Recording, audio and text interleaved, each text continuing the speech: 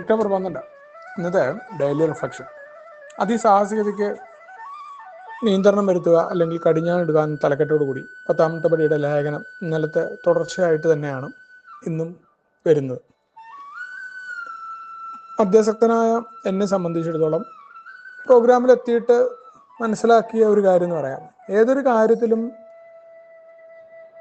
ഒന്നും ആലോചിക്കാതെ പ്രവർത്തിക്കുക, അല്ലെങ്കിൽ ഒട്ടും ചിന്തിക്കാതെ ദേഷ്യത്തോടു കൂടി ഉടനെയുള്ള പ്രതികരണം എന്താണോ വായിൽ വരുന്നത് അത് വിളിച്ചു പറയുക. അതേപോലെ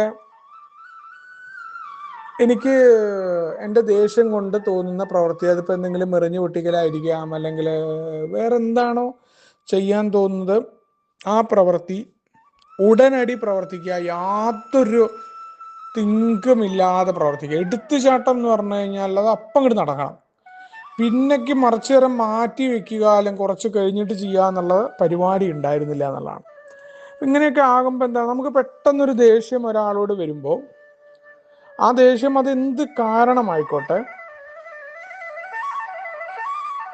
നമ്മൾ അതിൻ്റെ മെറിറ്റൊന്നും അടിസ്ഥാനത്തിൽ നമ്മൾ ചിന്തിക്കാൻ പറ്റില്ല. നമുക്ക് ആ ദേഷ്യം ആ വ്യക്തി അതുവരെ നമ്മളോട് ചെയ്ത എല്ലാ നന്മയും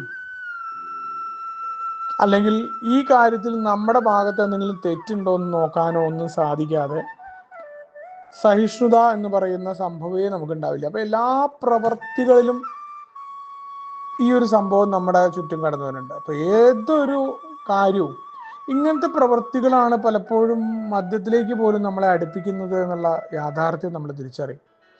പലപ്പോഴും പറയാറുണ്ട്, എന്താണ് പ്രശ്നമെന്ന് അറിയുന്നില്ല, ഞാൻ വീണ്ടും മദ്യപിച്ചു എന്ന് പറയാറുണ്ട്. അല്ലെങ്കിൽ എത്രയൊക്കെ നോക്കി കഴിഞ്ഞിട്ടും എനിക്ക് മദ്യത്തിനെ മാറ്റി നിർത്താൻ പറ്റിയില്ല എന്ന് പറയുന്നു.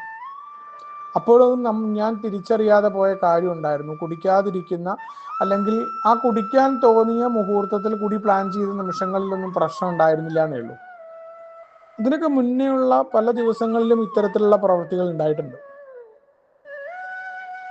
അതിനെ ബാലൻസ് ചെയ്യാനോ അല്ലെങ്കിൽ അതിലുണ്ടായ കുറ്റബോധമൊക്കെ ഉള്ളിൽ പേറി കടന്നിട്ടാണ് പിന്നീട് കുടിച്ചുകൊണ്ട് ഇതിനെ മറക്കാനുള്ള ശ്രമങ്ങൾ നടത്തിയത് എന്നുള്ളത് പിന്നീട് പ്രോഗ്രാമിൽ വന്നിട്ട് തിരിച്ചറിയണം.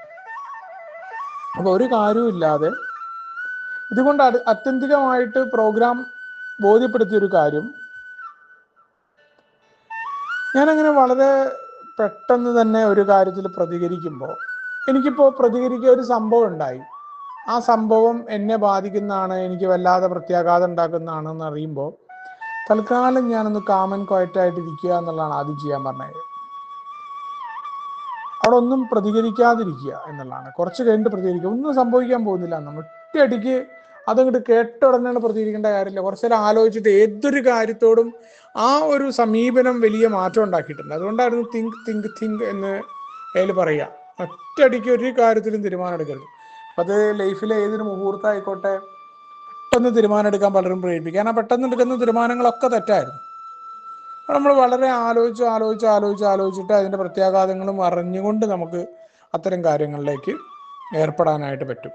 അതേപോലെ എന്തെങ്കിലും ഒരു മറുപടി പറയണം, അയാൾ ചെയ്തത് തെറ്റാണെന്ന് നമുക്ക് തോന്നുമ്പോൾ നമ്മൾ കുറച്ചു നേരം ആ സാഹചര്യത്തിൽ നിന്ന് മാറി കുറച്ച് കഴിഞ്ഞൊന്ന് ചിന്തിച്ചു കഴിഞ്ഞാണ്ടല്ലോ, നമ്മൾ കുറ്റം ആരുടെ പേരാണോ നമ്മൾ കുറ്റപ്പെടുത്തിയിരുന്നത്, അയാളെ എത്രത്തോളം നമുക്ക് ദേഷ്യം വന്നിരുന്നോ, അയാള് ആ രീതിയിൽ നമ്മളോട് പെരുമാറാൻ കാരണമായ നമ്മുടെ പ്രവൃത്തി നമുക്ക് കണ്ടെത്താൻ പറ്റും. നമുക്ക് വേറൊരു വ്യൂ പോയിന്റ് കുറച്ച് കഴിഞ്ഞാൽ കിട്ടും, അവരുടെ ഭാഗത്തുനിന്ന് ചിന്തിക്കാൻ പറ്റും. അല്ലാന്നുണ്ടെങ്കിൽ നമ്മൾ ദേഷ്യത്തിലാണ് നിൽക്കുന്നതെന്നുണ്ടെങ്കിൽ മുഴുവൻ നമ്മളിലേക്ക് വിലയിരുത്താനോ നമ്മളെ കണ്ടെത്താനോ പറ്റാതെ മുഴുവൻ അയാളെ കുറ്റം പറയും. പിന്നെ നമ്മുടെ ഒരു സ്വഭാവം എന്ന് പറഞ്ഞാൽ നമ്മളെപ്പോഴും നമ്മളെ ന്യായീകരിക്കും. ഏതൊരു പ്രവൃത്തിയും ഞാൻ ഇന്ന കാരണം കൊണ്ടാണ് ചെയ്തത്, ഒരിക്കലും ഒരു കുറ്റം നമുക്ക് ഏറ്റെടുക്കാൻ പറ്റില്ല. അപ്പം അത് ചെറുപ്പത്തിലേ നമ്മൾ ശീലിച്ചു വരുന്നൊരു കാര്യമാണ്. നമ്മുടെ തെറ്റുകൾക്ക് നമുക്ക് ഏതെങ്കിലും ഒരു സാഹചര്യം ഇങ്ങനെ ആയതുകൊണ്ട് എനിക്ക് പറ്റിപ്പോയി, ഞാൻ അങ്ങനെയാണ്, എല്ലാത്തിനും നമുക്ക് ആരെങ്കിലും ചാരി നിൽക്കുന്ന ഒരു സ്വഭാവമുണ്ട്. അതിൻ്റെ കുഴപ്പം എന്താണെന്ന് വെച്ചാൽ ജീവിതത്തിൽ നമുക്ക് കടുത്ത പ്രതിസന്ധികൾ ഉണ്ടാകുമ്പോൾ നമുക്ക് നേരിടാൻ പറ്റില്ല, നമ്മൾ തകർന്നു പോകും. അപ്പം അവിടെയാണ് ഉത്തരവാദിത്തങ്ങൾ ഏറ്റെടുക്കേണ്ട ആവശ്യകത വളരെ കൃത്യമായിട്ട് ഓർമ്മപ്പെടുത്തുന്നുണ്ട്. ആത്മപരിശോധന എൻ്റേതാണ്, മറ്റുള്ളവരുടേതല്ല. മറ്റുള്ളവരുടെ വാക്കുകളും പ്രവൃത്തികളും അത് ഏതൊക്കെ തരത്തിലാണെങ്കിലും അത് എന്നെ ബാധിക്കുന്നുണ്ടെങ്കിൽ ഞാൻ കുഴപ്പത്തിലാണ്. ആത്മനിയന്ത്രണം എന്ന് പറയുന്നത് ആത്മനിയന്ത്രണം ഉണ്ടാകേണ്ടത് എനിക്കാണ്, മറ്റുള്ളവർക്കല്ല. അപ്പൊ അതിന് എനിക്ക് ആത്മനിയന്ത്രണത്തിൽ ചില കുഴപ്പങ്ങളുണ്ട് എന്ന ബോധ്യം ഈ പ്രോഗ്രാം തരുന്നുണ്ട്. ഇപ്പൊ എന്താണ് ഈ പ്രശ്നത്തെക്കുറിച്ച്, ഏതൊരു പ്രശ്നം ഉണ്ടാകുമ്പോഴും സത്യസന്ധമായ വിശകലനം എങ്ങനെ നടത്താൻ പറ്റും? ഞാൻ എൻ്റെ പാർട്ടല്ലാതെ അവരുടെ ഭാഗത്തുനിന്ന് ചിന്തിക്കണം എന്ന് പറയാറുണ്ട്. എങ്ങനെ അവരുടെ ഭാഗത്തുനിന്ന് ചിന്തിക്കാൻ പറ്റുക?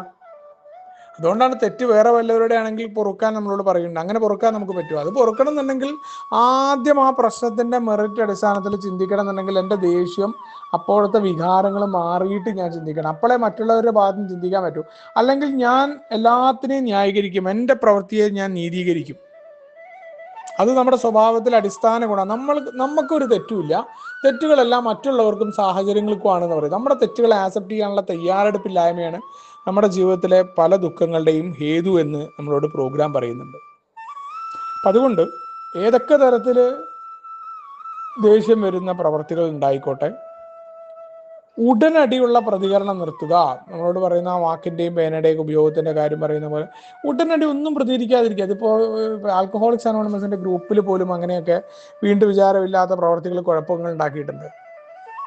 നമ്മൾ ഉടനടി പ്രതികരിക്കുമ്പോൾ നമ്മൾ കാണാത്ത അർത്ഥം വേറെ ആൾ കാണും. പിന്നെ ആ ഈഗോ, അയാൾ പറഞ്ഞു എന്നുള്ള ഈഗോ നമുക്ക് കടന്നു വരും. അപ്പൊ അതിനുകൊണ്ട് കുറച്ചു നേരം പ്രതികരിക്കാതിരിക്കുക. എന്താ ഇപ്പോൾ വരാൻ പോകണം? ഒരാൾ നമ്മളെ തോൽപ്പിച്ചു, അല്ലെങ്കിൽ ഒരു വാക്ക് പറഞ്ഞു, നമുക്ക് എന്താ സംഭവിക്കാൻ പോകണം? നമ്മളൊന്നുമില്ല, നമ്മളെ ഈഗോനെ ഒന്ന് മാറ്റി നിർത്തിയാൽ മതി. അപ്പോൾ മാത്രമാണ് നമുക്ക് നല്ല മനസ്സുള്ളവരും സഹിഷ്ണുത എന്നുള്ള ആശയത്തെ പ്രാവർത്തികമാക്കാനൊക്കെ പറ്റൂ എന്നുള്ള വളരെ കൃത്യമായിട്ടുള്ള ഓർമ്മപ്പെടുത്തൽ. ആൽക്കഹോളിക്സ് അനോണിമസിന്റെ പ്രോഗ്രാം തന്നെ അത്തരത്തിലേക്ക് നമുക്ക് നിയന്ത്രണം കൊണ്ടുവരികയും സഹിഷ്ണുതയും സ്നേഹവും ഒക്കെ വളർത്തിയെടുക്കാൻ നമ്മളെ സഹായിക്കുന്നതാണ്. അത് ഒരു ദിവസത്തെ പരിപാടിയായിട്ട് ദൈനംദിന പ്രവൃത്തികളിൽ വേണം എന്നുള്ള ഓർമ്മപ്പെടുത്തലോട് കൂടിയാണ് കടന്നു വരുന്നത്. നമുക്ക് ഒരുമിച്ച് കൊണ്ടേ പറയുന്ന തത്വങ്ങളോട് മുന്നോട്ട് പോകാം. ശുഭദിനം, സുപ്രഭാതം.